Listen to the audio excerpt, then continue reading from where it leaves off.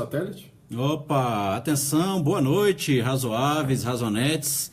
Estamos aqui nessa sexta-feira, dia 9 de setembro, 8 de setembro, para tratar de Stephen King, as adaptações de Stephen King para o cinema.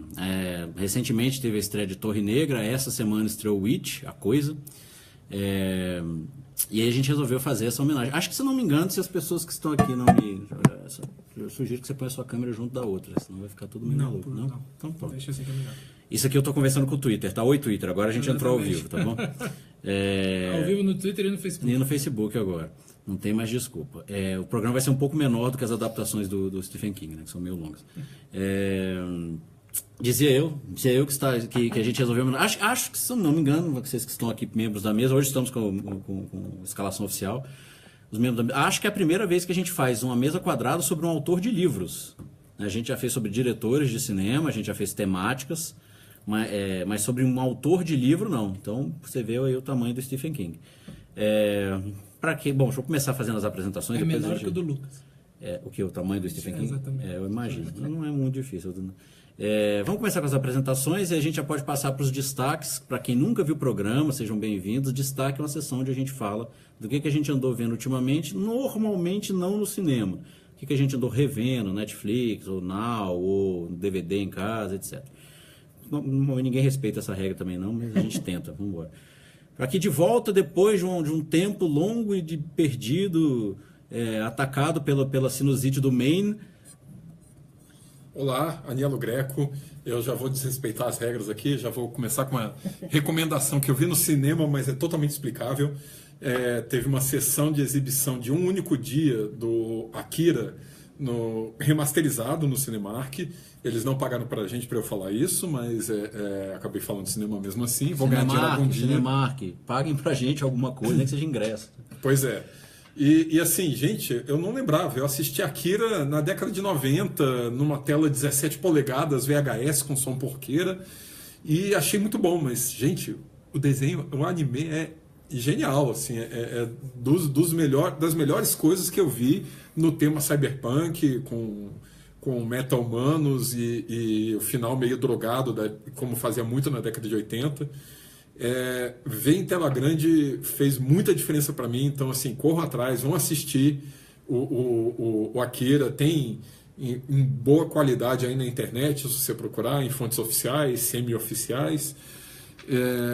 Foi assim, eu voltei à infância muito ao assistir aquilo, valeu muito a pena.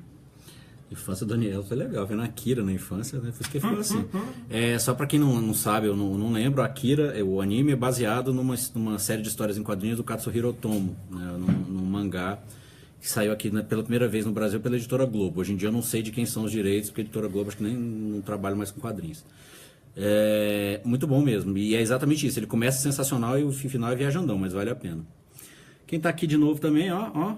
Maurício Costa. Hoje eu vou fazer uma recomendação de um clássico dos seriados, que também está liberado na Amazon Prime. Seinfeld, né? Que quem nunca viu Seinfeld não sabe o que está perdendo, né? E além de ser para gerações mais novas, acho que é uma grande aula sobre como era o mundo pré-internet, assim, principalmente as primeiras temporadas de Seinfeld, ainda com telefone discado, essas coisas todas. E é realmente humor ácido, muito inteligente e muito engraçado, né? Pra quem gosta de humor ácido, claro. Uma das melhores séries do tempo. E eu acho assim, uma série sensacional com assunto nada. Não tem assunto. É sensacional. É uma série sobre... Eles falam mesmo que é uma série sobre o nada. Deixa eu me pulei, mas eu diria, né? Jorge Ben, tudo é tudo, nada é nada, né? E muito pelo contrário, né? Exatamente. Muito pelo contrário. Olha aí, o outro cara que vem aí de vez em quando. A última mesa foi sobre GOT, né? Aquela série que eu nunca vi, não quero rever. Enfim. Eu vi Death Note, a adaptação do Netflix. Meus pêsames. E assim, Death Note, um mangá, um anime sensacional, bem profundo, cheio de reflexões. E eles fizeram uma paródia de Malhação, quase, no filme do Netflix. Atuações completamente fora do tom. Tem já um icônico gritinho numa cena, que é uma das piores coisas que eu vi esse ano. Um roteiro cheio de furos, trilha toda errada. Enfim, mesmo para quem não viu o anime, é uma adaptação, é um filme muito ruim. Como adaptação é um estupro. Como cinema é péssimo. Então, assim, Death Note da Netflix é uma contra-recomendação que eu faço aqui. Não quer dizer, vejam e tirem suas próprias conclusões, mas foi duro de terminar, assim, falta ainda um bom filme de Death Note. Tem umas adaptações japonesas, mas é um seriado que tem material para poder produzir um grande filme. Então, já que a gente já está falando aqui de várias adaptações, vai essa contraindicação aí. Muito bem, eu não falei da minha e vou usar o meu direito de âncora para falar de duas. Primeiro eu vou falar de um... Na verdade é um filme que no Netflix está dividido em 3 partes, mas são 3 partes de 40 minutos, então você senta e vê como se fosse um filme só, que chama Arcanjo. Aliás, chama O Segredo em português, em inglês chama The Archangel. E esse aí eu recomendo para quem gosta de história, ou pelo menos, enfim, o filme não trata de fatos históricos, mas um segredo envolvendo uma coisa da história, que basicamente é o seguinte: é um historiador que quem vive é o Daniel Craig, que você percebe que é um excelente 007 quando não tenta ser o 007, né? Nesse filme, é um filme para TV, a produção é barata e mais ou menos você percebe que ela não é uma produção de grandes coisas, não vai esperando grandes cenas de ação, mas é basicamente a história de um historiador que começa a investigar. Ele é especialista na época do stalinismo, na época do Stalin, e ele começa a investigar uma coisa e tem um segredo do Stalin que pode revolucionar a Rússia atual, e eu não vou contar mais para não estragar. Não é grandes coisas, mas para quem gosta desse tipo de filme sobre a história secreta de tal coisa que talvez possa ter acontecido, vale a pena. E, de novo, Daniel Craig muito bem quando ele não é o 007. Eu sou um dos pessoas que são muito fãs do 007 e nada fãs do Daniel Craig no papel.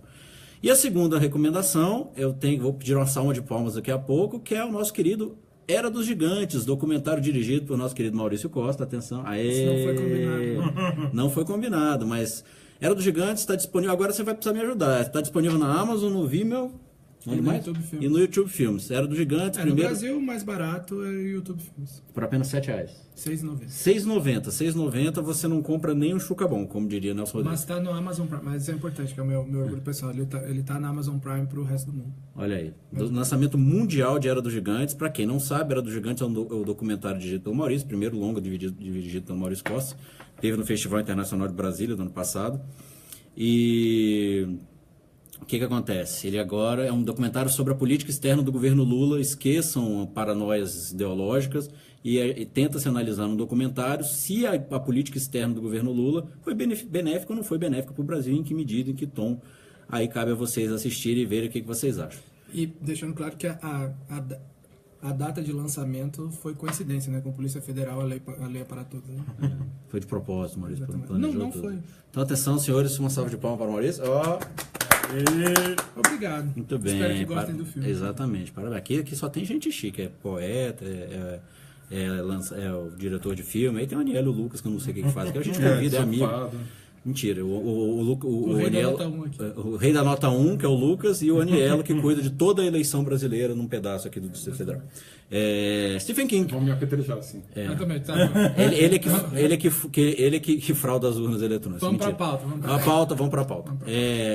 Maurício, se eu começar dizendo que o Stephen King é o rei do terror, pode acabar os trocadilhos ou... Já resume, não? Não, acho que resume. É um bom? Eu acho que é bom. Só enquadra direitinho. Enquadra aqui, olha aí, Maurício. Porque embaixo é jornal... Embaixo ele é jornal nacional, em cima é... Não, mas eu acho que resume, sim. Se você... se precisar dessa metonímia, né? Tá. Não, na verdade eu tô brincando aqui, mas bom... Se você mora em outro planeta e não sabe quem é Stephen King é um escritor, sobretudo de terror, fantasia, enfim... americano e drama. Foi bem lembrado, muito bem lembrado. 2 dos melhores filmes. Aliás, não tem nada já começo a polêmica aqui, porque eu acho ele um escritor muito melhor de drama do que de terror. Eu não gosto do tipo de terror do Stephen King, mas enfim, isso aí sou eu. É gosto pessoal, não tem nada a ver. Ele é super premiado, super prolixo, tem mais de... Até anotei aqui, tem 54 livros, mais de 200 contos.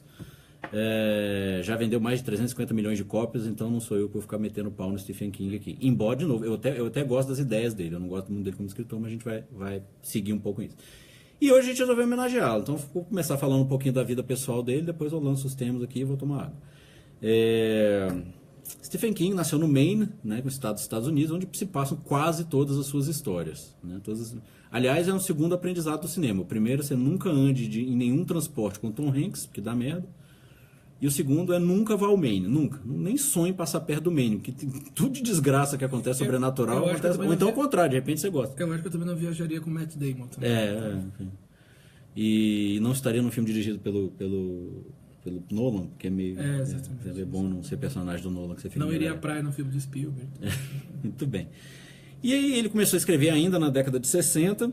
O primeiro livro que ele lançou dos mais graúdos desse aqui foi... Bom, ele se formou em 66 em letras em inglês. E o primeiro grande livro dele foi o quê? Foi o Carrie, em 73, né? Que logo em seguida virou filme em 76. Assim, ele logo engatou... ele foi um autor adaptado desde muito cedo. Né? Ele lança um livro em 73, em 76 já tem um filme. Isso para a década de 70, porque hoje você lança o filme hoje, daqui a 6 meses o filme está em pré-produção. Mas na década de 70, 3 anos é pouquinha coisa, é bem rápido. Que mais? Ele lançou Iluminados, se não me engano, The Shining em 77, em 80 já tinha adaptação. E veja que assim, ele atraiu diretores que não é pouca coisa. Ele já foi adaptado pelo Kubrick, ele já foi adaptado pelo David Cronenberg, ele já foi adaptado pelo Carpenter, ele já foi adaptado pelo Jorge Romero. Só espetaculares, né? Só todos esses. Só a melhor adaptação dele que ele não falou, que foi o Brian De Palma, né? O Brian De Palma. Que foi Carrie Estranha. O Brian De Palma, esqueci aqui. Frank Darabont dirigiu 3 filmes dele. Talvez não seja tão famoso, mas Frank Darabont dirigiu Um Sonho de Liberdade, que é considerado por muitos a melhor adaptação, o melhor filme. Stand By Me e o Nevoeiro, né? Stand By Me e o Nevoeiro. Exatamente. Ele fez uma trilogia de filmes do Kubrick. Mas só para dizer que de filme do King. Não, quem vai dar o Kubrick de novo aqui hoje está fácil de dar o Kubrick. Eu me responsabilizo por isso. Pois é. Mas então, só para dizer que ele atraiu desde muito cedo. Ele teve uma infância meio conturbada, ele foi abandonado, a família foi abandonada pelo pai muito cedo, e isso grita em todos os livros dele, a ausência dos adultos. Os adultos nunca estão aí para as crianças, nunca estão percebendo o que está acontecendo. Enfim, e o sobrenatural dele tem a ver com coisas dimensionais, ele revisita tanto clássicos, tem histórias de vampiro, tem história de lobisomem, mas também tem história de extraterrestre, multidimensional, e, enfim. São vários tipos de terror. Uma coisa que eu já lanço como primeiro tema é essa capacidade dele de ir muito no cerne, no coração da cultura norte-americana, né? Dessa coisa da cidadezinha hipócrita, despreocupação com a formação dos jovens, enfim, coisas assim. Falado desse começo do Stephen King, o que vocês querem falar mais? Sim, tem uma coisa, ele foi também um dos precursores dos livros digitais, né? Um dos primeiros romances digitais, cujo nome eu obviamente esqueci, foi publicado online pelo Stephen King. Dizendo isso, quem quer falar do Stephen King? Quem quer falar do Stephen King? A Daniela quer falar do Stephen King. Tá, então eu falo do Stephen King. É o mais parecido. É mais parecido com o Stephen King. Com Pennywise. Uma das coisas assim, apesar de eu não ser um leitor ávido do Stephen King, eu li alguns dos livros dele, principalmente contos, eu prefiro os contos do que as novelas. As novelas estou pensando em inglês, né, do que os romances dele.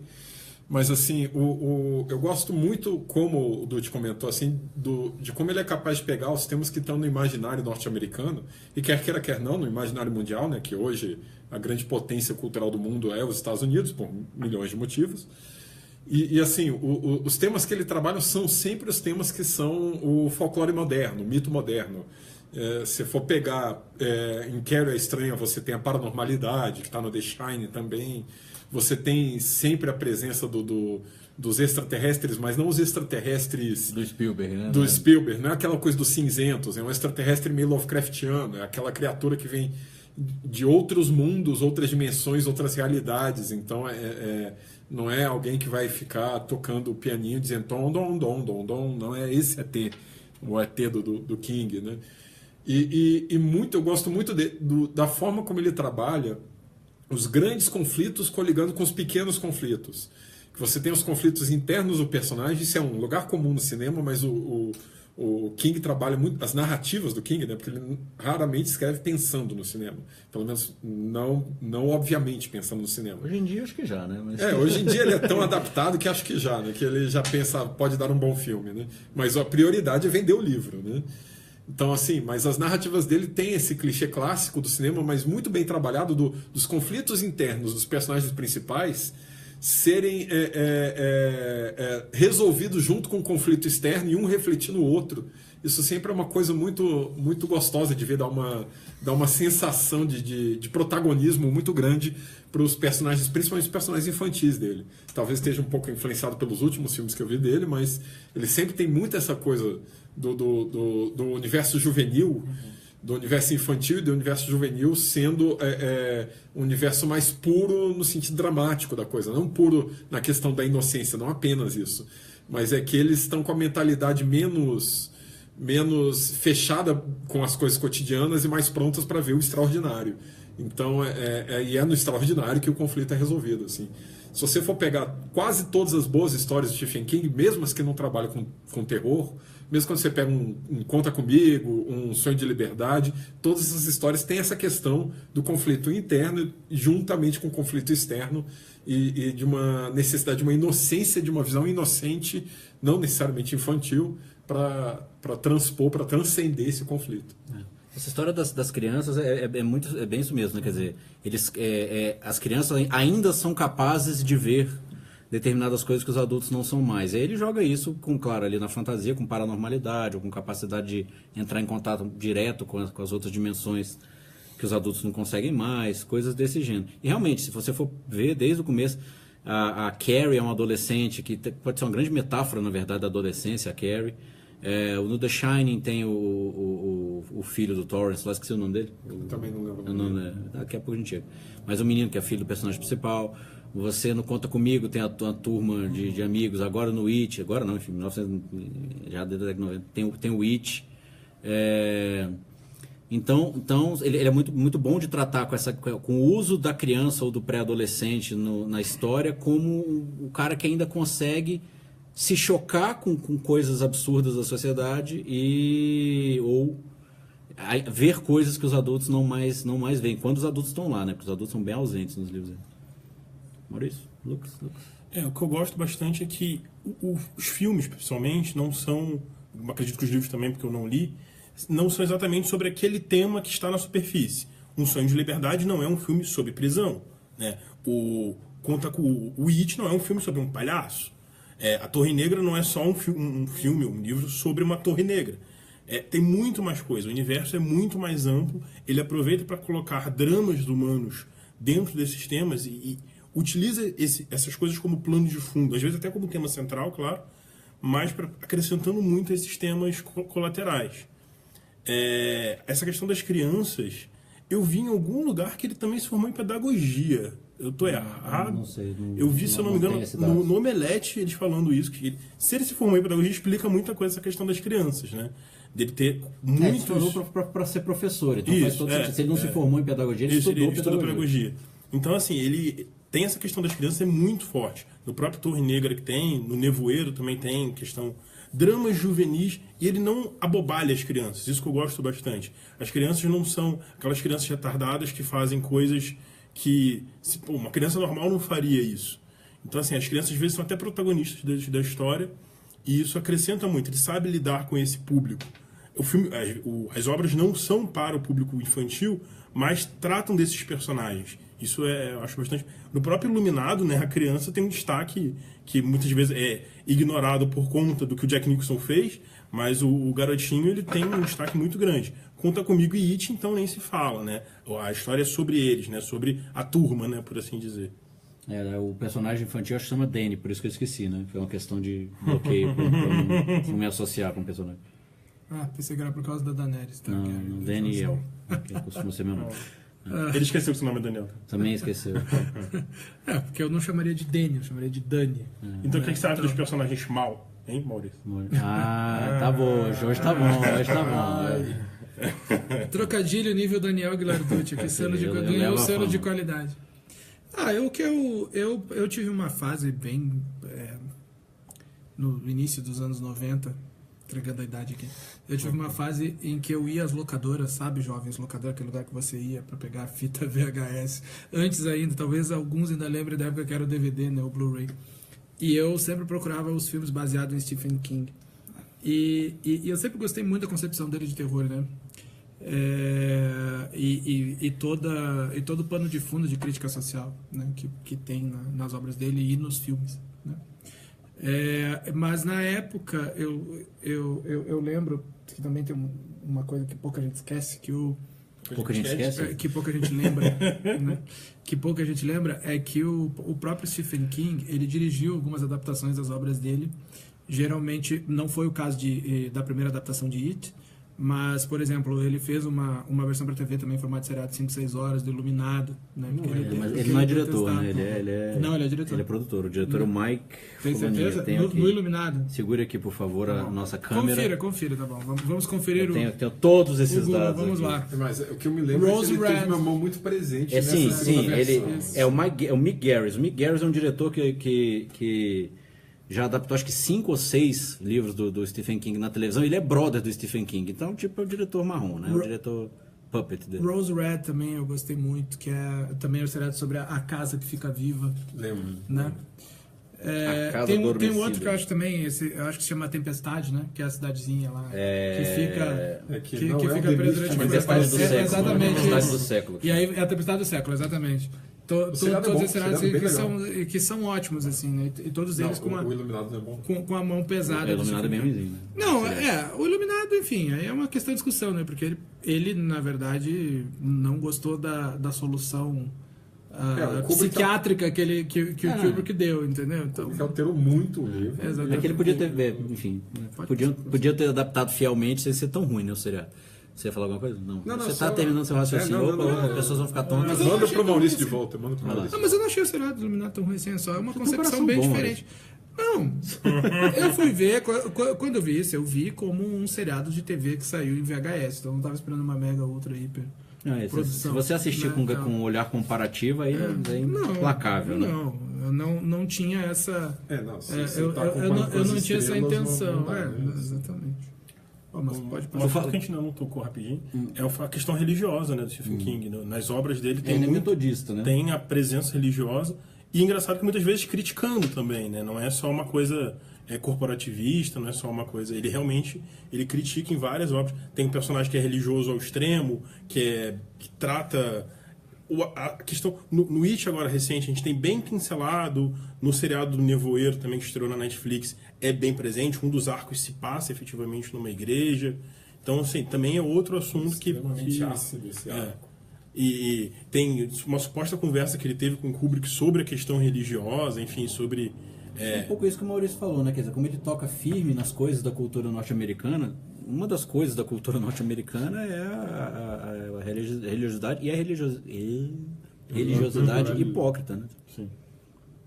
Que não é bem uma coisa americana, né? Não, mas é assim, mantendo ainda não nos é exatamente mantendo no King. Um parênteses, um dos melhores demônios do cinema, o filme não é tão bom assim, mas é um dos melhores demônios do cinema, é do The Needful Things, né? Não sei como traduziram. Já te falo. Que você tem um ser, não fica nunca estabelecido que é o demônio, mas você tem um ser que começa a atender os pedidos das pessoas numa cidade do Maine, nunca vai para Maine. E, obviamente, atender os pedidos acaba levando para uma coisa infernal e demoníaca, e o padre da cidade tem um papel muito importante nesse filme. Não é um grande filme, mas é um grande personagem. Assim. Continua falando aí, cara, que eu preciso achar. No Dead Zone também tem questão religiosa, pelo menos no seriado. Isso, tem. Tem o seriado The Dead Zone, e no filme como é que se chama? A Hora da Zona Morta. A Hora da Zona Morta. A Hora da Zona Morta. Daqui a pouco a gente vai passar a comentar os nossos principais filmes. A Hora da Zona Morta é sensacional. É John Carpenter, né? Cronenberg. John Carpenter é Christine. E é o Cronenberg com pouca droga. Sim. É o Cronenberg quando ainda precisava agradar os produtores. Hoje em dia ele já está independente. Só antes da gente entrar nos filmes propriamente ditos, algumas outras pinceladas, curiosidades aqui. O Stephen King, como a gente comentei aqui, eu acho ele um escritor bastante prolixo, e ele tem um estilo de escrita que é assim, né? Ele fala que ele trabalha todo dia, de tal hora a tal hora, são 6 horas, de 4 a 6 horas por dia, e tem uma meta de 2.000 palavras por dia. E chova ou faça sol. Ele lança livro direto. Se é bom, se é ruim, interessa. Tá na hora de lançar. Hoje em dia todos vendem mesmo. O George Martin tá precisando aprender um pouco. George Martin, vai fazer um curso com o Stephen King. Pode ser uma boa. Se bem que assim, corre o risco de piorar a qualidade. Porque é isso.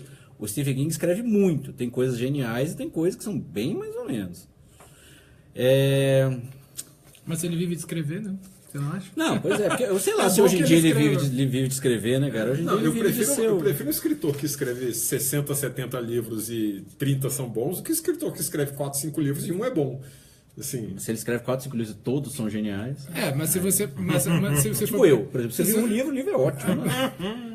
A Mas se Alquimia da Tempestade em todas as livrarias. Se você for por escritor, por exemplo, é muito melhor ter, sei lá, o Woody Allen, Scorsese com 50 Não tem a filmes menor cada dúvida, um não tem a menor dúvida. e Porque 10 aí é- obras-primas Ah. do que um cara com 7 Até porque filmes e você 7 deu exemplo porcarias. de dois diretores. Exatamente. Não, tá falando mal do Não. Tô sacaneando, O tô Kubrick tem sacaneando. 13 filmes e 13 grandes filmes. Mas... Não, isso até Doze, porque você doze, deu eu não exemplo. primeira frase. Você deu exemplo aí de dois diretores que quando erram a mão fazem filmes ótimos, né? Ou fazem pelo menos ótimos bons. não, mas Pelo tá- menos é, bons. Pelo menos razoável. Eu Tá tô falando de- do Nolan, é isso?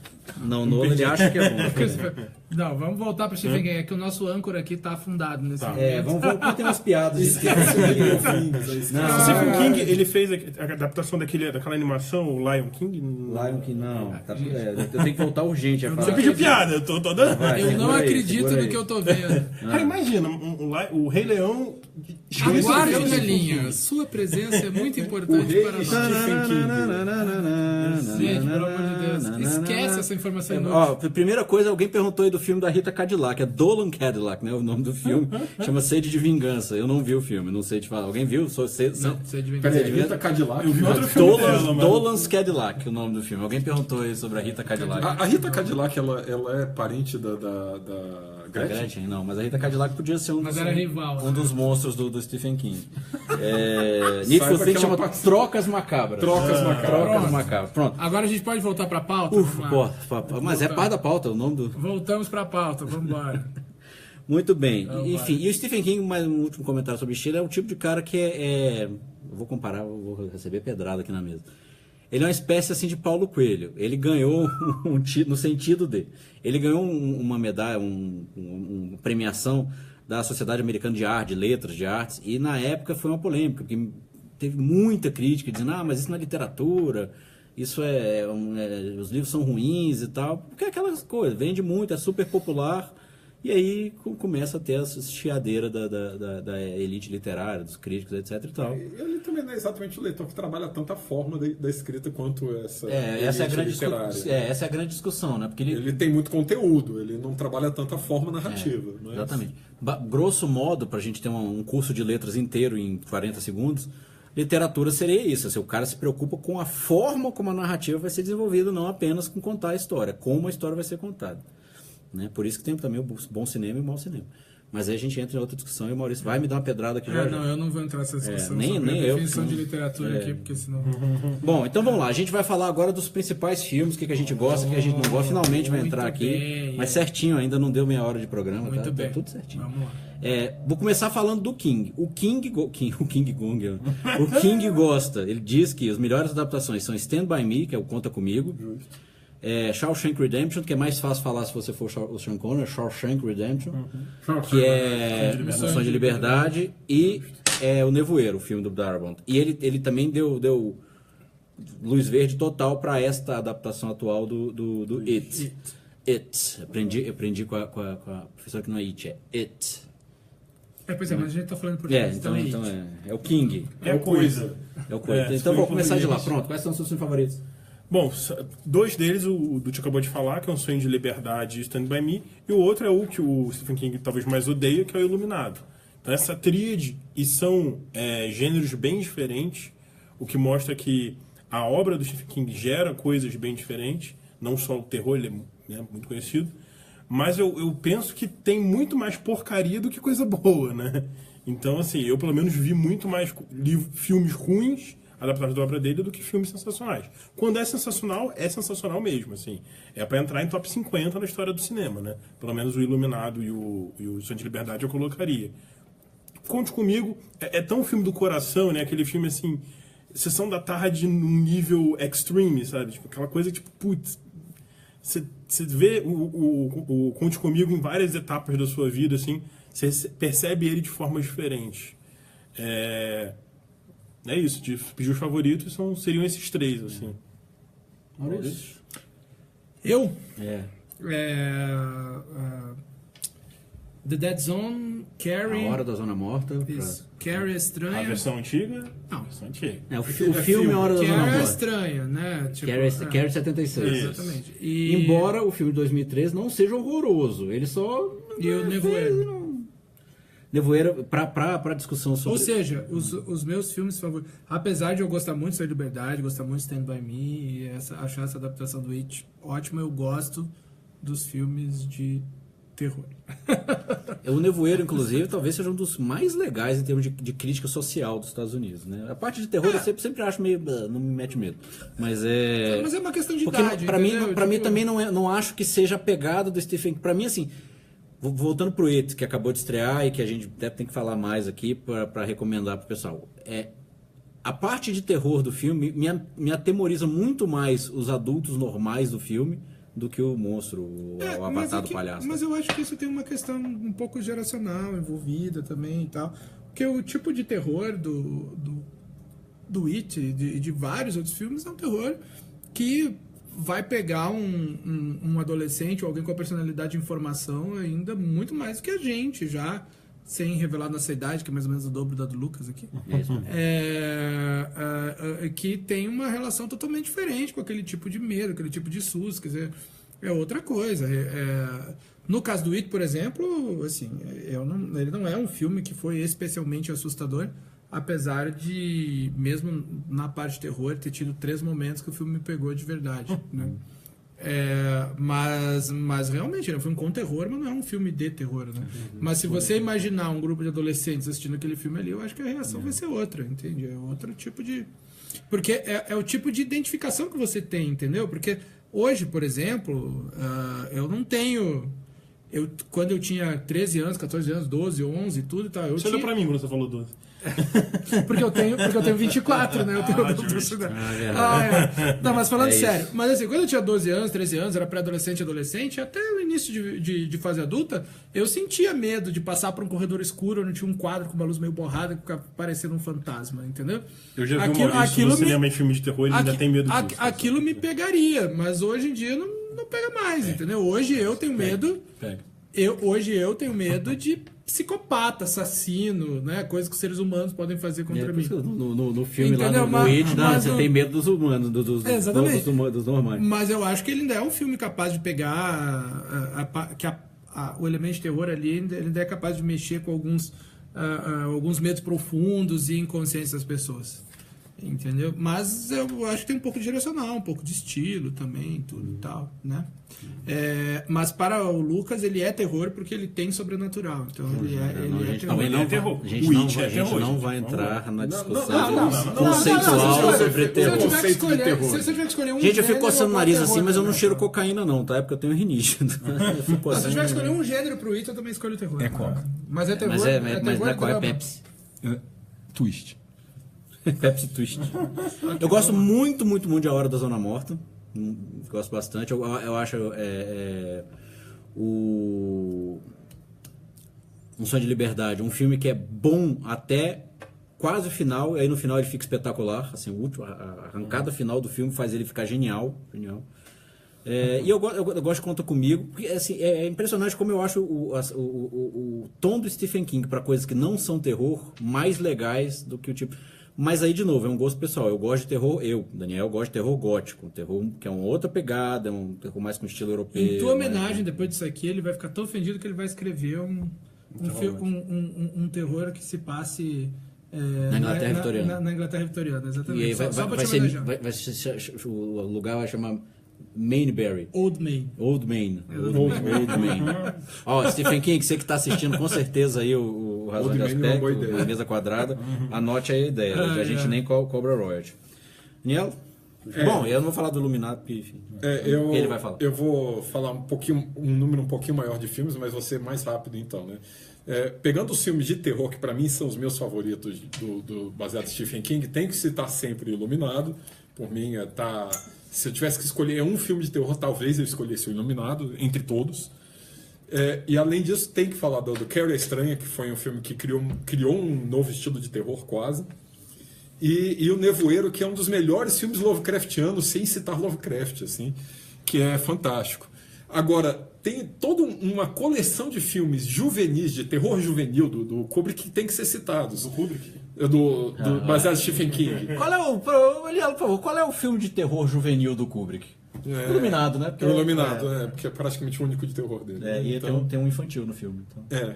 Mas assim, pegando essa coisa que o Maurício estava comentando, do público-alvo e tudo, se você for pegar há um monte de filmes que tem uma aura cult hoje, de terror, baseados em obras de Stephen King, que tem um público que não é exatamente não sou exatamente eu, não é exatamente o Daniel, não é exatamente o Maurício. E aí eu tenho que citar o It, eu tenho que citar o Carro Assassino, o Christine Carro Assassino, o Cujo é um filmaço, assim, é fantástico. Só que mas é trash. É trash, mas é muito bom. O Christine também é trash. É cinema de primeira qualidade. O Cujo, pra quem não viu, é um São Bernardo assassino. Mas funciona. Mas se você tivesse um São Bernardo gigante em casa e ele começasse a ficar raivoso... Tem um grito de terror que é o Mangler. Sabe o pior? Que é uma passadora assassina da máquina de lavar. Talvez alguns amigos meus que assistam isso lá de Porto Alegre vão lembrar, cara, porque, enfim, o pessoal ia jogar futebol lá na Zona Norte de Porto Alegre. Da Zona Morta? Norte. Ah, tá. Acho que era a hora da Zona Morta. Né? E aí chegava lá, cara, e você chegava e achava que era um cavalo que o cara tinha. Não era um cavalo, velho, era um São Bernardo. Mas era assassino? Era assassino? Não, felizmente, né? Mas assim, só de olhar tu já ficava com medo. Porque Stephen King não morava em Porto Alegre, senão certamente... Só de olhar tu já ficava com medo. Se fosse no Maine, esse cachorro do Gay Harbor in Maine. Exatamente, você tava falando nela. Mas o Cujo funciona, assim, é sério, funciona mesmo. Cujos. E assim, é uma produção barata. Além do episódio de Friends, né, que tem Cujo lá com o Joey e a Rachel. E eu não citei a Hora da Zona Morta porque é terror também, mas é tão psicodélico que é terror?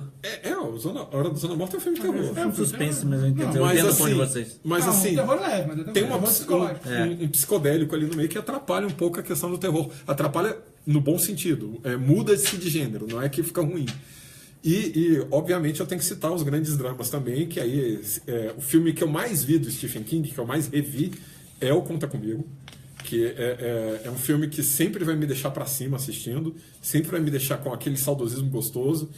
E o Shawshank Redemption, que também não é à toa, eu acho um exagero, mas não é à toa que teve liderando o IMDb. Até hoje. Está liderando até hoje, né? Como o melhor filme da história do IMDb. É um exagero, mas o filme merece estar em qualquer lista dos 50 melhores da história, por mim. Quase qualquer. Poderoso Chefão em segundo lugar. Poderoso Chefão em segundo lugar. É um erro, mas é um erro respeitável. Quero fazer um protesto aqui, porque estavam rindo da minha citação do episódio de Friends. É um dos episódios mais importantes na trama de Friends, que é quando a Rachel está se aproximando do Joey, rapaz, no final nos encaminhamentos finais da história, e é o pulo do Cujo que faz ela pular no colo do Joey. Só quero deixar isso registrado. Pulo do Cujo. Exatamente. O Cujo é um filmaço. Assim. Eu dou 5 Ela fica com o Joey, não fica com o Joey. Não, ela não termina com o Joey. Tô dando spoiler aqui. Spoiler do Friends, tem 10 anos. Mas ela e o Joey chegam a se envolver. Então. Muito bem, mas com quem que ela não se envolve? Mas rola zoofilia Não tem o o filme, né? Então, o Stephen King tem isso, ele tem muita adaptação. Eu vou citar umas aqui, jogar no ar, porque tem umas que são muito legais, que a gente acabou de falar aqui delas.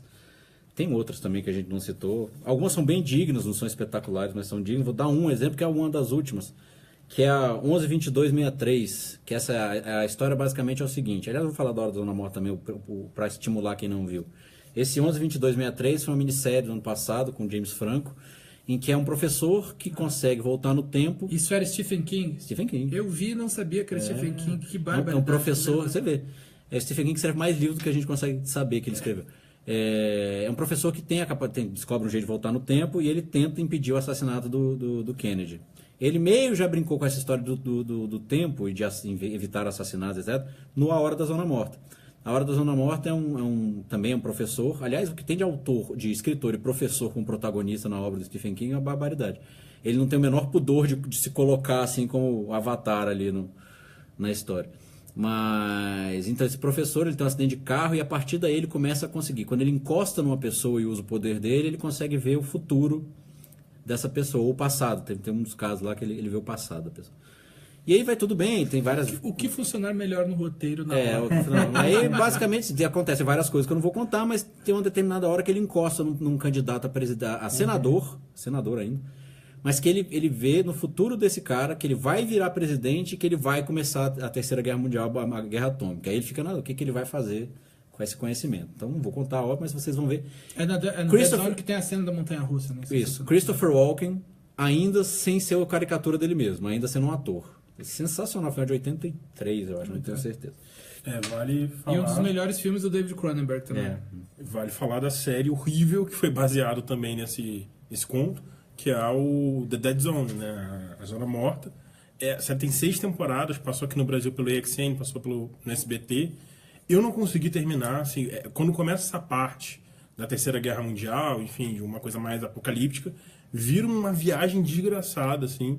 O começo já não é grande coisa, assim, mas é assistível, e o negócio vai piorando, vai tomando proporções, assim, que... Boa sorte, tipo assim, eu um dia pretendo terminar só por puro sadismo mesmo, masoquismo mesmo. Exatamente, sadismo com quem? Falar em sério, eu não sei se algum de vocês viu ou está vendo O Nevoeiro, que é o filme que foi adaptado em 2007, eu acho, enfim, na década de 2000.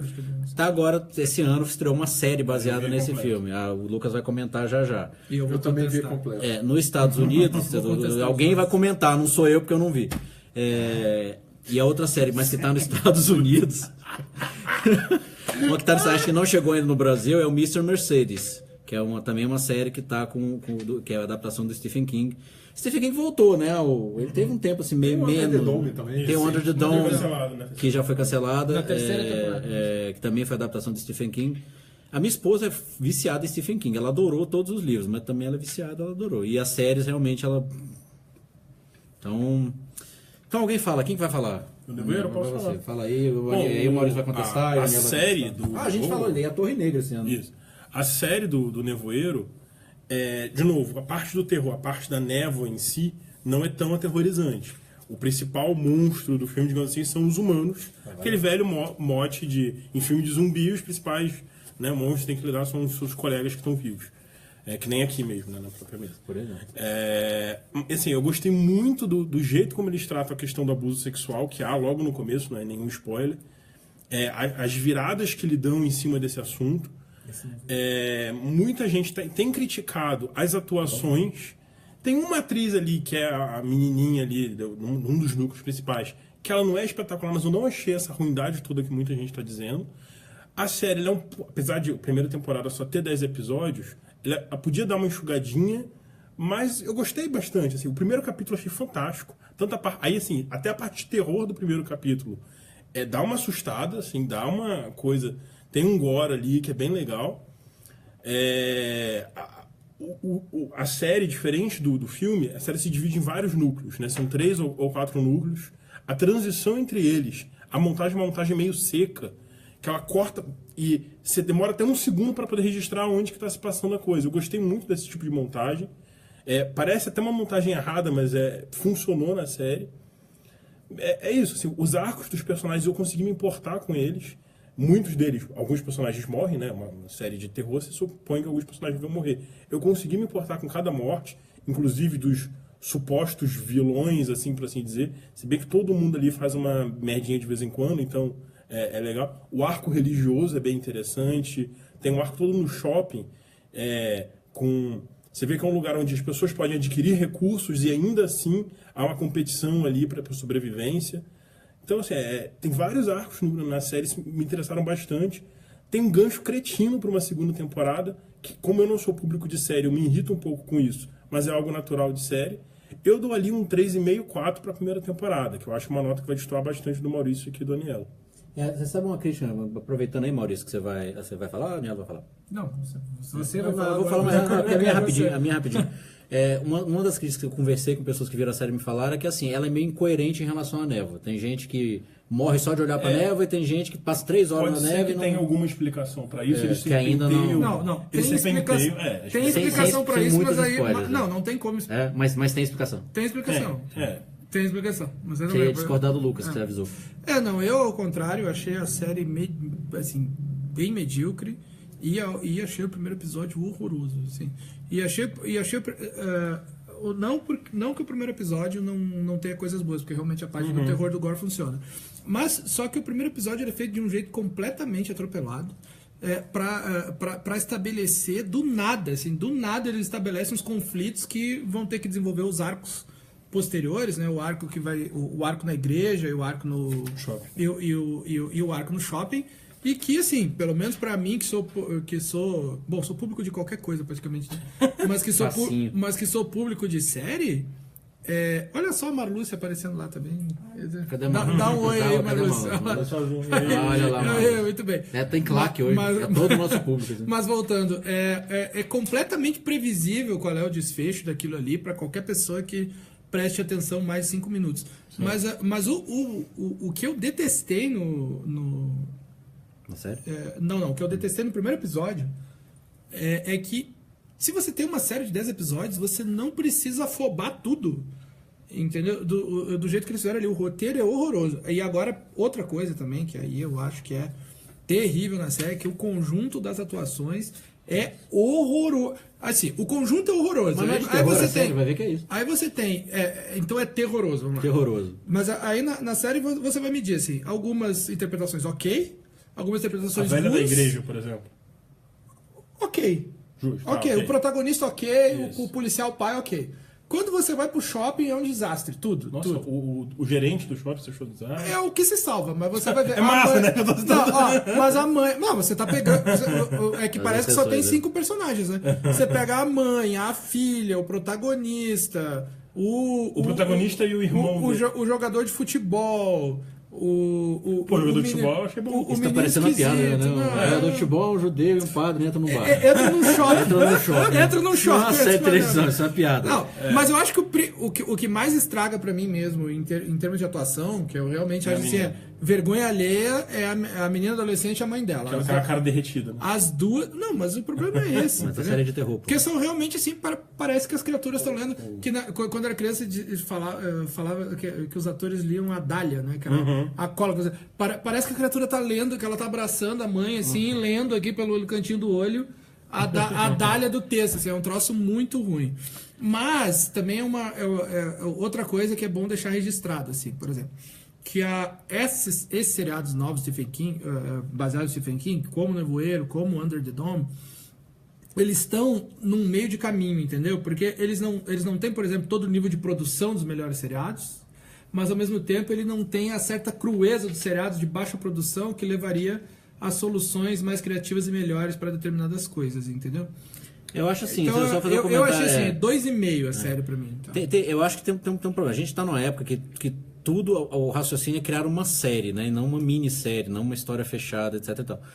E o Stephen King, por si só, já é um cara muito prolixo. Então você pega um negócio, estica mais ainda, aí fica com essa sensação de arrastado que dá no... Alguma coisa essencial, porque Não, assim, a série tem. Primeira temporada tem 2 plot twists. Um é extremamente óbvio, que no primeiro episódio você percebe, o outro me pegou. O outro me pegou bem, assim, tipo, foi, pô, isso daí é legal. O Nevoeiro, na verdade, é o bingo e tal. Na verdade, o grande Bingo, palhaço do ano o Bingo é a Bingo, estrela tá? do Não It. é o Pennywise. E deixando bem claro aqui que nessa versão do It isso não fica óbvio, mas na versão do It de 1990, o It é uma paródia do Bozo, que tinha feito muito sucesso nos anos 70 nos Estados Unidos. Se você olhar pro It de 1990, você pensa no Bozo, na hora. A gente vai falar daqui a pouquinho do filme It atual, mas o It atual é o capeta. Como é que fala? O visual e a interpretação é muito legal. A movimentação eu não gostei, mas o visual eu acho muito legal. Deixa eu só fechar. Já falaram muito do Nevoeiro. Chega do Nevoeiro que a série não merece tudo, não. Já falaram muito, mas assim, os 2 plot twists, eu assisto série normalmente com a minha esposa. Eu e a minha esposa pegamos os 2 no primeiro episódio. Os 2. e com facilidade. E eu acho realmente a qualidade de interpretação, em especial o da menina que é vítima de estupro, uma das piores coisas que eu interpretava uma vítima de estupro melhor. Mas aí não vale, é pra interpretar. Uma coisa, bom, já que você falou que era estupro, você está no primeiro episódio. Larguem mas essa isso eu tenho série que falar, maldita. não, mas eu vou falar, porque isso foi pra mim a pior coisa do primeiro episódio. Você simplesmente estabelece, parece assim, filmaram mais coisas, cortaram na montagem e ficou completamente solto. Adorei. Porque simplesmente é solto. Olha só, eu gosto dele. Olha só, eu vou na festa. Acordei e fui estuprada. Você tá lendo a Dália aqui? Entendeu? Não, e aí fica muito... Além de ficar muito evidente ali o o que efetivamente aconteceu, entendeu? Tipo, no primeiro episódio você já vê o que foi, o que diabos aconteceu. Certo? Então, porque você não tem, que é um pouco, pra mim, problema de roteiro e de direção de ator, né, na verdade. Porque você não tem claramente tons de cinza nos personagens, entendeu? Você não olha para aquele jogador de futebol e pensa, esse cara é malvadão, mas ele é inocente nessa, entendeu? Tipo, não é assim, sabe? É tudo muito preto no branco. Eu que não vi a série, vou dar a seguinte dica pra vocês. Comecem vendo o filme de 2007, Ah, é um é filme verdade. bom, É é muito bom, bom, é um filme bom. E aí, se vocês quiserem ver a série depois que empolgarem, pelo menos vocês começam do que é bom, da adaptação boa. Exatamente. Que, aliás, ele muda o final, né? Não quero saber. Não, o final do filme não é o final do conto. O sabe? final do filme é muito bom. Se vocês É muito quiserem saber melhor. o final do conto, vocês escrevam que o Maurício conta pra vocês. Ó, vou dar uma passada aqui geral nos principais filmes pra gente ir comentando. A gente não tem muito mais tempo, mas tem algum tempinho. Ainda tem os outros quadros também que a gente tem que fazer. Tem 10 minutinhos aqui. É verdade. Então, ó, do Iluminado todo mundo já falou bem, é bom pra caramba. Tem uma briga do Stephen King com o Kubrick, porque o Kubrick puxou pro lado psicológico, tirou... Você que é especialista no Kubrick. A grande diferença é que E aí, desculpe, o filme é quase tão velho quanto eu, vou dar um leve spoiler. O Iluminado... 37 anos de spoiler pode. Não, pois é. Já prescreveu. O Iluminado, o livro eu li o livro, é um excelente livro, leia o livro, deixa bem claro. O hotel é uma coisa assombrada, demoníaca, esquisita, bizarra, estranha. O que ele faz no seriado, inclusive. O filme do Kubrick, ele brinca muito com até que ponto você tem um ambiente assombrado, até que ponto você tem uma psicose dos três personagens, assim. E essa brincadeira aumenta a tensão em vez de diminuir. Funciona no filme de maneira excelente. Então, assim, isso altera a alma da história. Então, eu entendo quando Stephen King não gostou, porque o filme é outra história. É uma outra história. E fica mais apavorante no filme. O Jack Torrance do filme é um psicopata assustador que se eu encontrasse na rua eu borrava minhas calças. No livro ele é uma pessoa que vai decaindo. Então, são histórias muito diferentes. Então, essa briga faz sentido, mas me desculpe, Stephen King, nessa você perde. O filme ganha do livro muito. O que mais? Aí nós temos aqui entre os melhores filmes, as melhores adaptações. Tem Carrie, a Estranha, que o Maurício já falou aqui, de 76, Brian De Palma. A gente tem A Hora da Zona Morta, que a gente já comentou. Tem A Espera de Um Sonho de Liberdade, que a gente já comentou também, sempre nas vezes. A Espera de Milagre, Stephen King também, né? A Espera de Milagre, que daqui a pouco chega. Aí tem uma que a gente Ninguém não falou ainda. A gente não falou ainda. Uma hora de mesa quadrada não falou. Mas vamos falar de outra, que pouco pouco a gente falou também. É um filmaço que é o Louco Obsessão. Exatamente. Eu Misery. li na lista, exatamente, cara. Sensacional. Misery, que é a Kathy Bates. Uma espécie de encaixotando Helena ao contrário. Exatamente. A Kathy Bates faz papel de uma... Você quer contar para não ficar Não, falando? não, pode A Kathy contar. Bates faz papel de uma fã que é obcecada por um escritor. E a Kathy Bates está espetacular no filme. É o melhor Ela ganhou Stephen Oscar por King isso. sem dinheiro. O melhor filme de Stephen King sem dinheiro. Ela- Aliás, a Kathy Bates dá medo em mim até hoje, eu acho, por causa daquele papel. Porque era para ser uma velhinha simpática, não, ela é o capeta. Só um detalhe aí, antes que a gente... Se eu tivesse que fazer um top 5, eu botaria Louco Obsessão. Só um detalhe aqui, para pouca pessoa sabe, o Kubrick foi indicado ao Framboesa, né? Pelo Iluminado. Pelo Iluminado, sim. Grandes loucuras da história da humanidade. O que mais que tem? Tem Creepshow, de 82. Esse eu nunca vi. Creepshow, na verdade, é uma homenagem. Foi o Jorge Romero que dirigiu e Stephen King escreveu. E é uma homenagem aos quadrinhos de terror da década de 60, né? Ao Tales from the Crypt, etc. E é bem isso. Você vê o filme tem cara de história em quadrinhos. E aí, até volto pro It, de agora, que pra mim uma das coisas que me tirou um pouco do terror foi aquelas no It agora, que acabou de ser no cinema, tem uns enquadramentos meio diagonalizados, assim, meio lateralizados, que lembram muito o diagramação de quadrinhos, sobretudo de quadrinho mais clássico. Não era uma mais citação antigo. da Reconquista? Não, na Pode verdade... ser. Na verdade, isso Fui cruel, desnecessário.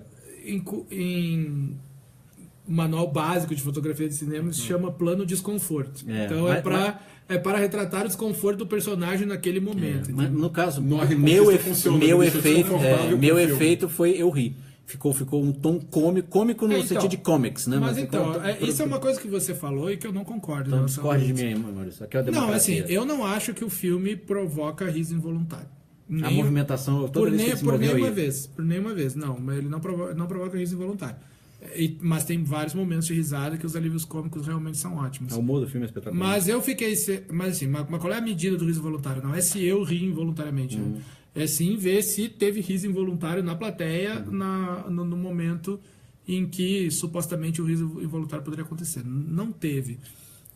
Mas eu acho que é muito isso eu acho que é muito do teu gosto em relação a ter ao terror ser um pouco mais corporal, entendeu? E tal. Mas Então, alguém mais, quem foi? Foi você que falou, Nelo, que também achou a movimentação do Pennywise meio... Eu acho que a movimentação do Pennywise, a movimentação meio epilética do Pennywise em alguns momentos, tem um quê de cômico, mas não é um quê de cômico que atrapalha o terror. eu também acho que não. Porque é um quê de cômico palhaço, mas o incômodo continua por detrás porque é inumano ao mesmo tempo. Exato. E realmente, quem acompanha a gente no Facebook viu até que eu postei no Facebook elogiando a plateia do It. Eu não notei a plateia rindo de involuntário.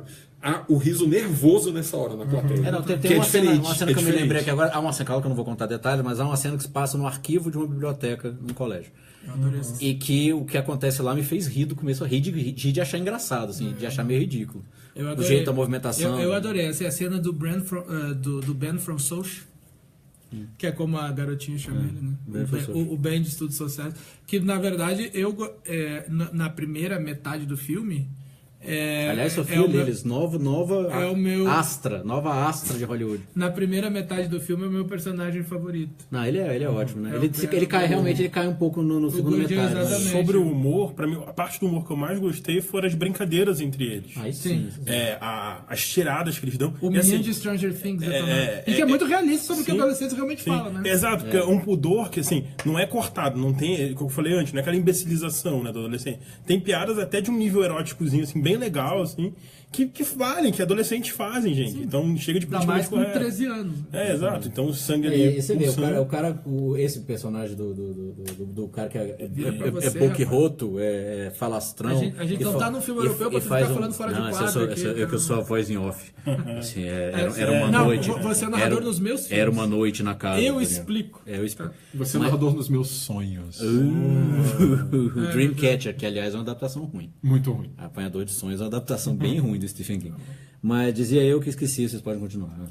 Na parte do terror que a gente estava falando antes, a única cena que me deixou meio aterrorizado foi um terror com o humano, com uma cena com o pai da menina, quem viu o filme sabe o que acontece.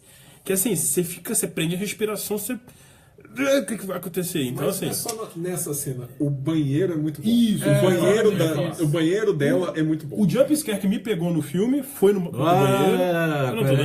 O jumpscare foi a loira do banheiro.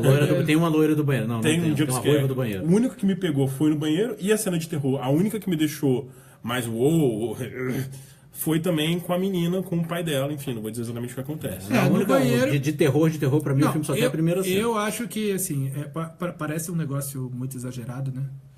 Sim. A cena do banheiro. Mas quando você pensa, assim, cara, pensando qual é o arco daquela personagem, Sim.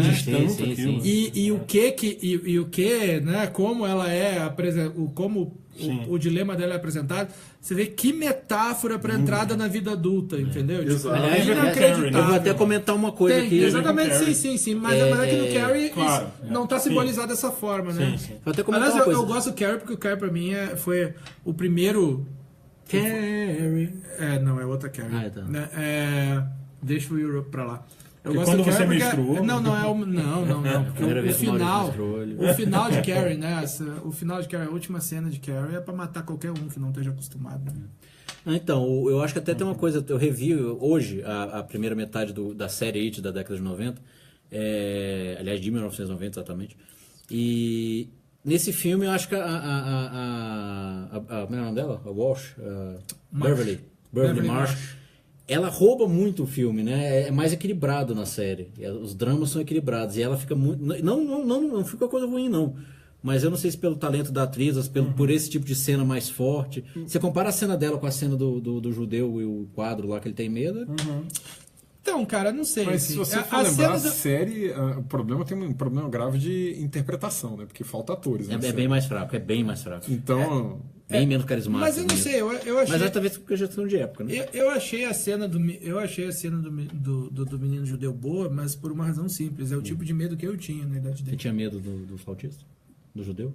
Não, do cara. quadro? Não, eu tinha medo desse quadro. quadro borrado. Exatamente. Esse tipo. Hoje em dia você tem medo do quadro de acesso. Exatamente, Tem uma questão de identificação com os personagens ali. Hoje eu medo do quadro de Por acesso. exemplo, o gordinho, eu era o gordinho ali. A Beverly pega todo mundo, mas o judeu deve ter o seu público-alvo ali, que não sou eu que realmente pega, assim. Não, é a questão dos judaísmos dos Estados Unidos. Só eu cuidado tenho com a história da Beverly pega todo mundo, porque o verbo é mal interpretado e esse é o boato que espalham ela pega no sentido de ela cativa a todos, tá? Ninguém Catch. fala bobagem. Rapidinho, vamos continuar. Você tem, é super essencial? Não. Que mais de adaptação? No Netflix tem 1408. Tem mais não. Não tem mais não? Saiu. Saiu 1408, mas vocês procurem onde vocês puderem. 1408 é 1408 é Stephen King e é Bom filme. bom filme. John Hughes não é ótimo. Esse é das que são dignas, mas não são espetaculares, mas são muito boas. Que é um cara que é cético, investigador de picaretagens, e vai para um quarto de hotel que dizem que é assombrado, e obviamente que ele vai se ferrar nesse ceticismo dele. Tipo porque, afinal, o Último Exorcista. porque afinal de contas é um livro do Stephen King, né? Já Não ia- assistiu o Último Exorcista também? Eu acho. Qual é o último exorcismo? Eu nunca lembro. Não, ainda não. No Não. Você tem Netflix, que ver. no Netflix só tem 3 filmes. Pacto Maligno, Celular. Pacto Maligno, eu gostei. Pacto Maligno, esse Stephen King também. É Stephen King. Eu e o Daniel. Diabólico. É. Pacto diabólico. Pacto Maligno, é Maligno. Maligno. Maligno. Qual é a história? Tem Conexão Mortal. Conexão Mortal, que o nome é Cell, né? Seria celular. Em alguns lugares ainda é Na traduzido verdade, como celular. o nome oficial no IMDb é É celular. Cell, mas no Netflix ficou Conexão Mortal e tem o Christine. Só tem esses 3 filmes e 2 séries, né? Que é o Nevoeiro. Vamos falar mais do Nevoeiro? E o Underdog. E o Underdog, que só tem isso no Netflix. E no Telecine Play tem só o Carrie Estranho novo. Mais nada. Vou pesquisar na Amazon Prime pra ver o que tem. Mas Mas veja bem. falando 10 segundinhos do Pacto Diabólico. Pacto do Maligno do É Nevoeiro do Mercy. Diabólico. Eu lembro do nome em inglês. desculpa. Mercy! Ah! Mercy, esse É filme. um filme tão malquisto pela crítica, eu não entendi, assim. O filme não é uma obra-prima. Mas é tão legal o filme, cara. Por que ele é tão malquisto? Os críticos de cinema. Dá sinopse Abra pra seu galera. coração. Explica sobre o que é aí. Dá sinopse pra galera. Cara, é um conto do Rei Amarelo, mas você não vai entender assim. Mas é basicamente uma avó com problemas mentais. Ela tem que, por ter problemas econômicos e por ser intratável, ela tem que sair do asilo. E a filha e os netos vão cuidar dela na casa dela, que é uma casa que está no local Maine. Acho que é o melhor falar. Maine, Mais do que isso eu prefiro não falar. Curiosidade, a mãe do Stephen King foi tratar ela era enfermeira de asilo de loucos. Eu acho que ele deve ter pego uma porção de boas ideias ali. Eu vi Pacto Maligno sem saber que é Stephen King. Mas Esse cara não faz o dever de casa pra mas mesa gostei. quadrada, é um absurdo. Bom, fiz sem saber, né, meu? É verdade. Eu gostei do filme também, acho o filme bom. E não acho também que o filme mereça essa... Ele é Ele é muito bem- malquisto ele é pela bem- crítica. ele é bem- Muito Eu dou um malquisto. 3,5, 4 também. 3,5 com sobras. Eu acho que eu dei Aí que mais? Alguns comentários. Tem Christine, 6,5. que é legal porque ele pega um dos grandes ícones da cultura americana, que são os carros, né? E aí tem um carro que é o carro assassino. E por mais que essa premissa pareça bobo até dizer chega, um carro que fica o carro assassino funciona no filme, porque é o John Carpenter O também. rádio do carro, pra mim, funciona muito melhor do que qualquer coisa que o Transformers tenha feito. Esse é o meu único comentário mesmo sobre Christine. Vamos descobrir que a Cristina era um Transformer? É, olha, não dá primeiro ideia Transformers, que se falar alto, o Michael Falar de Torre Bay... Negra, hein? É verdade. Ainda? Se você- Mas a gente só vai falar que existiu Torre Negra e tal, e que é uma adaptação muito chulé. Porque o meu tempo tá acabando. Não, o tempo tá acabando para todo mundo aqui, mas vamos correndo aqui então. Só passando por cima. A Espera de um Milagre, que a gente não falou muito. Também é um filme muito doce, eu acho. Um final muito, muito comovente. Só é muito longo. Ele é um filme excessivamente longo. Não precisava. Ele adaptou bem. Ele adaptou, pegou... O próprio Stephen King, de vez em quando, das entrevistas... Não, aquele livro tem 700 páginas e dentro dele tem um romance bom de 350. Ele que fala. O que mais? Duas curiosidades, né? Tem 2 adaptações de ficção científica do Stephen King, que é o Passageiro do Futuro e o Sobrevivente, com Schwarzenegger. E as 2 são adaptações só porque foram baseadas, porque são baseadas muito de longe. Só pega a premissa e adapta tudo. No caso Sobrevivente, que é um filme de 87, Schwarzenegger, é um reality show mortal, etc. Que é muito legal você pensar que é um filme de 87 falando de reality show. A que limites chega um reality show, né? É bastante. E o livro é de antes disso, portanto, o Stephen King com um olhar já nos dodói da cabeça aí da televisão. O que mais que vocês querem? Quer ver outros filmes do Stephen King? Vou passar rápido aqui. Se vocês tiverem algum comentário, vocês só me avisam. Tem o Janela Secreta com o Johnny Depp. É É bom Stephen filme, King. bom É Stephen filme. King. Mais uma vez um escritor no centro da história. Bom filme. Milho. Colheita Maldita. Milho também. Quem é Milho? Children of the Corn? Children of the Corn é Colheita Maldita. Colheita né? Maldita. Colheita Não, é Maldita. que o milho do Janela Secreta é importante, o milho. Ah, o milho da Janela Secreta. Achei que era o Children of the Corn que você estava falando, que é o Colheita Maldita. Colheita Maldita, que também é um clássico do VHS da década de 80. O que mais que tem? Tem a refilmagem do Carrie de 2013, que não é espetacular, mas é digno, não é Tem uma segunda porcaria. refilmagem do Carrie também. Eu não preciso nem saber. É pior. O que mais que temos de interessante aqui? Agora vamos finalmente... Tem o Apanhador de Sonhos, que eu já comentei aqui, que é uma adaptação bem porcaria, e é uma porcaria com boa produção e bom elenco. Cemitério Maldito. Tem Cemitério Maldito. Sim, Que, aliás, pra quem não sabe, o Stephen King é ultra fã do Ramones e, na verdade, o Ramones é que usou o título do livro, não o contrário. Tá? O filme não é uma adaptação de uma música do Ramon. Não, muito pelo contrário. O Didi Ramone compôs a música nos porão do Stephen King. E nem o It é uma adaptação de Stranger Things. Veja bem, para vocês jovens que acompanham Razão de Aspecto, o Stranger Things, ele chupa do Stephen King, não o contrário, tá? Você vai ver o It no cinema agora, você vai falar, imitar Stranger Things. Não, o contrário. O que mais temos aqui legal? Não sei se você viu A Metade Negra, do Jorge Romero. Muito bom. Muito bom também. Quando ele cai na mão de um bom diretor, né? Pode falar, vai, The Dark Tower. Thinner, é bom. Thinner, que é a maldição em português. A maldição, isso. Teve no Netflix até Teve pouco na Netflix tempo. até pouco tempo, é verdade. Netflix, traga de volta os filmes do Stephen King. Fala da Torre Negra aí que você quer falar, vai. Bom, não vou desconsiderar o material original, que são 7 livros adaptados num filme 8 considerados como universo expandido, mas enfim. Num filme de 1h30. Acima de tudo, é um filme bobo. Né? É um filme extremamente medíocre que tudo que o Maurício falou sobre o Nevoeiro eu aplicaria à Torre Negra. Tirando as interpretações, que o Idris Elba tá ok, ele se esforça, mas o Matthew McConaughey e o menininho aleatório, tem uma cena do menininho que acontece uma coisa muito pesada com ele tá ridículo assim nessa cena. A montagem é péssima, parece que tinha muito mais coisas, era para o filme ter uns 20 minutos a mais. O roteiro é bobíssimo, bobíssimo. Eu não entendi a função da Torre Negra, eu não li os livros. Então, pelo filme, você não entende a função da Torre Negra. Se ela desabar, veio o capeta. Mas tipo, e o que tem naquela torre? O que é aquela torre? Enfim, é bem... Tudo bem que o filme você pode alegar como início de uma trilogia, mas eu tô vendo aquele filme. Por aquele filme, eu dei a nota mínima, que é uma estrela lá na Razão de Aspecto. Máquina de dar Então lá na crítica eu explico detalhadamente Mas por que eu tô dando um. um. Bomba, tem que ter... Mas a Torre Negra não é um, não. É pouquinho, mas... mas enfim. É extremamente bobo. A parte mágica do filme é boba. O diálogo entre os universos. Então, acima de tudo, é um filme bobo. Embora eu discorde da nota do Lucas, eu vou elogiar a forma que ele escreveu o filme. Quer dizer, é uma sessão da tarde sem carisma. Isso. Ele tem arte de sessão da tarde, um moleque que vai pro mundo de fantasia, e um cara ajuda, o outro conta e tal. Só que assim, o filme tem nada de interessante. Você termina e fala assim, ok, tá. Mas é isso. Nenhuma cena de ação memorável, nenhuma. Alguém estava me explicando. Eu não vi a Torre Negra, porque eu leio um site muito legal chamado Razão de Aspecto, aí eles me previnem dos filmes ruins. Alguém estava me explicando, aliás, fãs do Stephen King, escrevam para nós e expliquem, porque eu não li, Torre Negra eu não li. Mas aparentemente, todas as histórias do Stephen King giram em torno. Isso. Assim, aquela multidimensional em volta da Torre Negra, ela que protege uma dimensão da outra de vez em quando. Por isso é que tem a energia não sei qual, o cara da outra dimensão que passa pela Torre Negra, e por isso que ela não pode desabar, senão vira um caos geral. Você daria um 2 pro filme, né? É mais ou menos isso. Eu daria 2, porque eu acho a produção boa. Assim, os efeitos especiais são legais, Eu não achei. a iluminação é legal. Ele tem uma montagem, mas é isso, você vem enfiar 8 filmes 8 livros num filme, socorro. 8 filmes do livro do Stephen King, dá pro E assim, dá pro Peter Jackson, ele fica filmando isso. Você vai ver as entrevistas com os atores, dá dó, assim, dos atores, eles meio que envergonhados, eles tendo que falar bem, né, da própria obra, não vão, por questão de contrato, claro, né, bom senso, acima de tudo, dá dó, dá simplesmente isso. Reta final que o satélite vai acabar.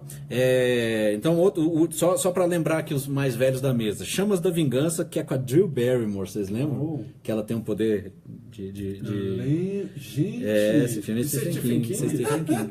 Drew Barrymore com 8 anos de idade. Primeiro filme depois do ET. Primeiro filme que ela fez depois do ET. Divertido esse filme. Bem climão, década de 80 mesmo. Bem aquela coisa... Poderia ser Stephen King. Tá aí, pelo bom olhar para as crianças. Só que eu diria que assim, que o Spielberg... O ET não combina. O Spielberg é um Stephen King do bem. Isso, né? O Stephen King é macabrão. Macabrão também foi um... O que mais? Tem o Trocas Macabras, que você estava falando. Chega, né? Chega. Aí tem Sonâmbulo. Comente sobre Sonâmbulo, que você gosta muito. Tô dando uma adaptação de 92, Não lembro mais muito um do do filme, Mick mas, Garris, que é esse diretor de tudo. Mas assim, eu acho um terror meio datado, pelo pouco que eu me lembro dos Sonâmbulos. Assim, E é de 92, né? Não é tão... Se você for ver hoje assim. Um detalhe rapidinho dos filmes que a gente não falou é a questão do sangue, né? O sangue. Tem vários filmes, se eu não falar isso, minha namorada me mata. Tem vários filmes em que o sangue é bem explícito, assim, claro. Não fala não, que eu vou poder te matá-lo. Carrie, né, principalmente. No próprio It ontem teve alguma cena com sangue. Então, assim, é bem... O Iluminado, claro. Claro. Então, assim, tem vários filmes em que o sangue não é privado do público nos filmes de Stephen King. Obviamente que no livro, né, a gente não tem esse traço. Sangue de Jesus tem poder. Sangue de Stephen King tem poder. Acabou, cheio de Stephen King, foi legal. A gente queria falar muito mais, só que não vai dar tempo. Então a gente vai passar para o nosso próximo quadro, o penúltimo da noite, que é o em cartaz. O que vocês recomendam que estão em cartaz? Daniela, rapidinho.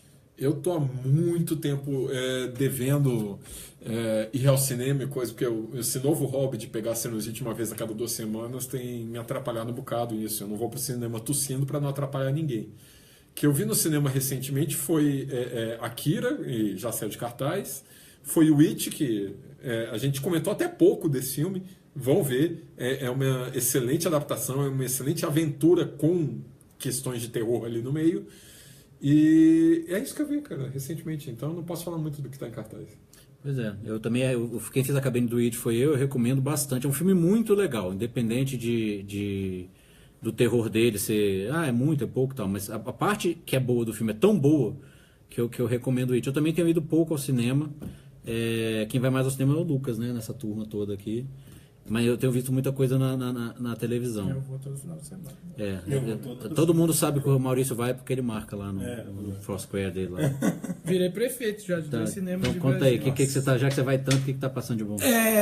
Não, então, o que eu vou recomendar, que não seja o que vocês recomendariam. Vou recomendar Bingo, porque você já não recomendou. Exatamente. É muito mais aterrorizante do que Bingo, Pennywise. Lei Federal, Polícia Federal, a lei para todos. Não, eu vou recomendar o Acampamento, Killing Ground. Ótimo filme de terror de slasher. Tá em cartaz agora? Tá. Eu vi este filme no Festival de Sundance desse ano, 2017, no qual tem texto e vídeo. Tem texto e vídeo no Razão de Aspecto. Tem um vídeo específico que eu fiz para o Cine Drive Out na época, exclusivamente lá para os filmes de sessão de meia-noite, e que vale bastante a pena para quem gosta desse tipo desse terror com mais fisicalidade e mais humano, né? Humano no sentido de não sobrenatural. Tá? Eu vou indicar uma animação nacional. É a 3ª animação nacional do ano. Já teve Bugigangue no Espaço e o Aventuras de Pequeno Colombo. Agora eu vou indicar Lino. O filme não é muito bom, mas por ser uma animação nacional vale alguns comentários peculiares. Pro orçamento do filme, o design é bem legal, assim, as crianças não vão sentir assim problema no gráfico do filme. Tem muitas referências que não são tão comuns. Tem uma referência a He-Man, que é uma piada ótima. Tem uma referência mais explícita a Harry Potter, que é um arco até que sobra. E o que me desagradou no filme foi exatamente isso. Tem muitos personagens com muitas coisas para poder forçar eles fecharem a história bonitinho. Então isso me desagradou bastante, mas por ser uma animação nacional, por trazer uma história mais localizada aqui com a gente, vale a pena para levar o seu filho muito melhor do que Emoji, que é a outra animação que está em cartaz. Então, assim, você tem uma criança pequena, leva para o Lino para poder prestigiar o cinema nacional. Então, já que o tempo está curto, só exatamente. Tem crítica lá na Razão de Aspecto, onde eu explico por que o filme é ruim. Mas leva a criança para ver o filme. Eu também de uma coisa que eu posso identificar, sugerir aqui que não está em cartaz, mas vai entrar em cartaz quinta-feira que vem. Deserto. A gente já falou 1 milhão de vezes aqui no site. E vamos ver, é um dos melhores filmes nacionais. É um filme alegórico, não é uma historinha assim, bonitinha, enfim, não é uma coisa linear. E ele cutuca muita gente. Cutuca muita gente. É muito bom o Deserto, dirigido pelo Gui Weber. Maurício, tá bonito. Já falou. Então é o seguinte, hoje o encerramento vai ser diferente. O Maurício não está sabendo, mas vai ser legal. Vou começar lá do Lucas. Lucas, eu quero que você... A gente vai fazer não só... quebrem ovo da minha cabeça. Não tem violência. Mais ou menos. Vamos fazer tchutchu. Defina o Maurício com um título de filme do Stephen King. Eu vou te definir. Pode definir. Já que ele é um macho desconstruído, eu vou definir como Christine. Ele é um carro assassino. Mas eu vou deixar você pro final porque você não sabia dessa história. Tá bom. Anielo, defina o Lucas, Cujo. Claro. que ele é um São Bernardo assassino. Eu olho pra ele e só penso nisso. Só pensa no dito cujo do Lucas. Maurício, sobrou pra você me definir. Com um filme de Stephen King. Título de filme de Stephen King. Com O título. Iluminado, claro, não? Com título de filme com título de Título filme de Stephen King. O Apanhador de Sonhos. Gostei. Não é poeta, né? É isso que eu tô falando, gostei. Eu também sonho com ele, viu? Não é só Eu definiria como It, né? Eu vou definir aqui o Mesa Quadrada e o Razão de Aspecto, que é Show de Horrores, 1 e 2. Pensei que era Tempestade do Céu. Eu não fui definido. Alguém quer definir a Aniela? É verdade. Vamos Tudo ver. define Anielo. Alguém do tem que- público aí vamos me lá. define Tudo aí. define Anielo. Vamos pensar aqui. A criatura do cemitério, pode ser? Pode ser o passageiro do futuro? Ele pode ser... Deixa eu ver aqui, tem tanta coisa. Torre Negra, o Lucas? Não. Ui. Não, ele é o Cujo, o Lucas. Não, acho que, pra mim, eu definiria o Anielo como lembrança de um verão. Conta comigo. Sonho com a Aniela, até a próxima Mesa Quadrada. Acompanha a gente no www.razãodeaspecto.com, no Twitter, no Facebook. Tem mais alguma coisa? Não acompanha a gente mais em outros lugares, porque é só nesse mesmo. Vamos ver o filme do Maurício online. Abraço, até mais, até a próxima Mesa Quadrada. Encerrando. Vai lá. Tchau, Lucas. Tchau, Maurício. Tchau, todo mundo. Tchau, eu. Tchau, Morada. Tchau. Deixa eu fechar o Twitter, meu Deus. Acabou, chega! Fechar o Twitter, fechar o Twitter.